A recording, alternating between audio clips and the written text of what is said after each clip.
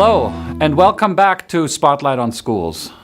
Today we will show you an episode that focuses on our support staff in the schools.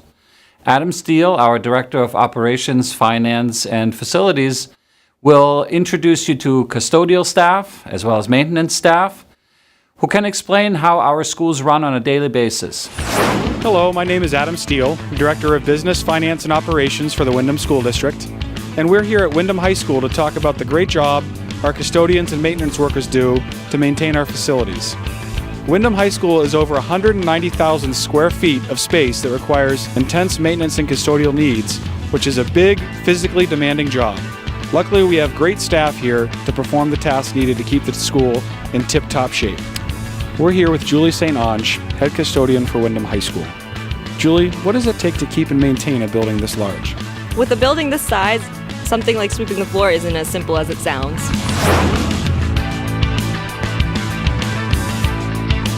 What is your staff? What does it look like? We have 7 full-time people and 2 part-time people. The school opens at 6 a.m. and we have a staff here until 11 o'clock p.m. Sometimes they end up staying late when there's things going on that makes them have to stay. And then the school closes down on the weekends, right? Nope, the school's open usually at 7 o'clock in the morning and usually stays open until about 9 o'clock at night.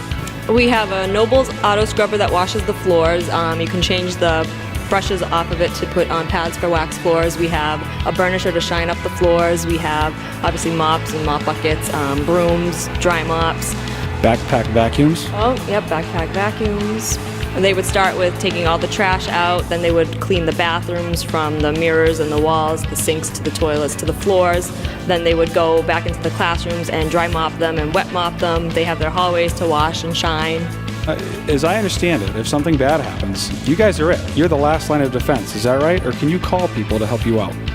I wish I could call someone, but I am it. So no matter what happens in this building, you guys are the last line of defense. The last line.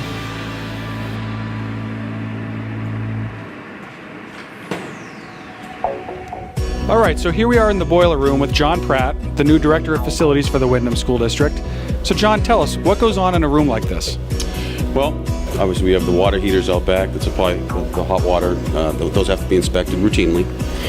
Same thing with the boilers. So John, why are there 3 boilers? I see 3 huge boilers here. Can you explain why most people at home only have 1? Why do we have 3? Typically what you want to have is some sort of a fallback. So your building will stay heated in the event that one of them goes down. The next one will take over and at least heat your building and provide you the hot water that you need to run the school operations.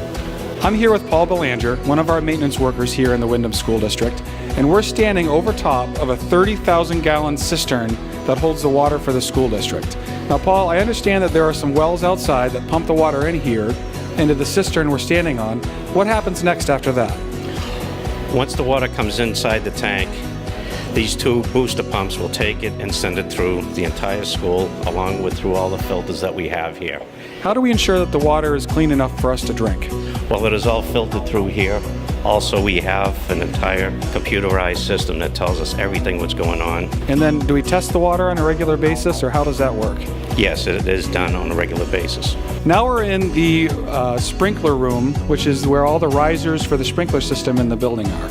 So we're standing on a different 30,000-gallon cistern as a separate water source for all the sprinklers in the building.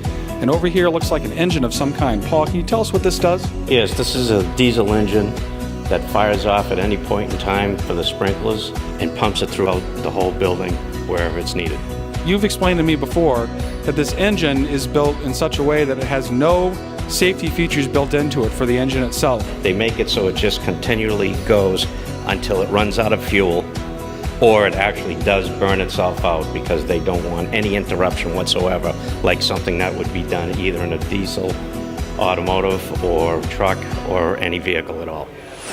I'm pleased to introduce Diana Loader, who is the head custodian at Golden Brook School. She's doing a wonderful job for us at Golden Brook School.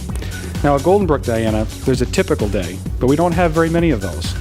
On a non-typical day, we have people from the outside who come in and to use our school facilities, which we welcome. So what is that? How do you work with those people to make sure that the community resource is available to them? Well, you need to find out what it is exactly that they want or what they're going to need, and you just work your schedule around theirs, basically, to get whatever they want.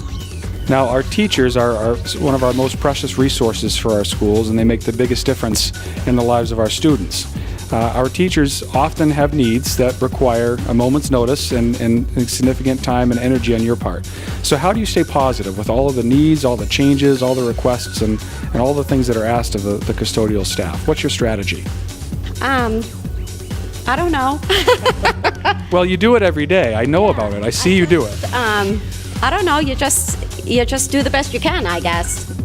I mean, they need you. That's what you're there for. That's my job, is to do whatever I have to make their jobs easier. Okay, that's our look at support services for the Windham School District. Thank you very much for your time, and we'll see you next time on Spotlight on Schools.